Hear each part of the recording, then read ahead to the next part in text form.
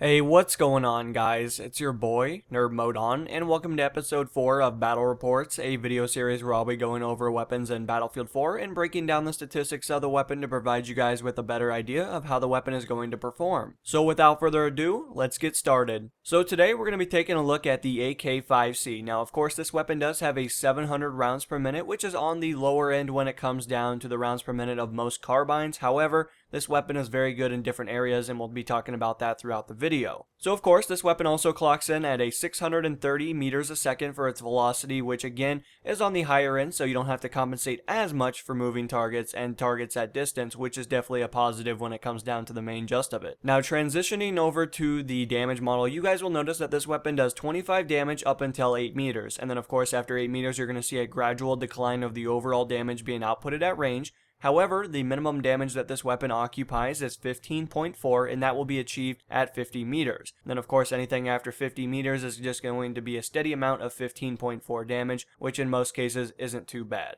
So of course, with that said, let's take a look at the magazine size as well as the reload speeds to give you guys a better idea of how quick this weapon reloads as well as what it has to offer in the magazine department. So starting off with the reload speeds, you guys will notice that this weapon does have a short reload of 1.85 seconds. However, if you did expel all your ammunition in the engagement that took place, you're going to be having to sit through a 2.35 second reload for the long reload speed, which even then isn't too bad if you compare it to a lot of the other carbines. That's actually a pretty moderate reload speed, as well as you're going to be able to get right back into the action a lot quicker in comparison to a lot of the other weapons just in the Battlefield franchise by itself. Now, of course, this weapon does have a 30 round magazine plus one in the chamber, which you add both of those together, of course, and you are going to be granted with 31 rounds total, which is definitely pretty good. It allows you to definitely mow down a good amount of the opposition, as well as hopefully still having ammunition left to get in the short reload if you do need it. And finally, the final statistic that we need to cover is recoil. Now, this is most prominent to most players considering that this is the one that you guys will come into contact with every single time you pull the trigger. So, of course, taking a look at the horizontal numbers, you guys will notice that this weapon does have a left pole of 0.2 and a right pole of 0.2 as well. Now, of course, taking a look at the vertical side of things, you guys are going to notice that this weapon does have a 0.32 vertical recoil, which is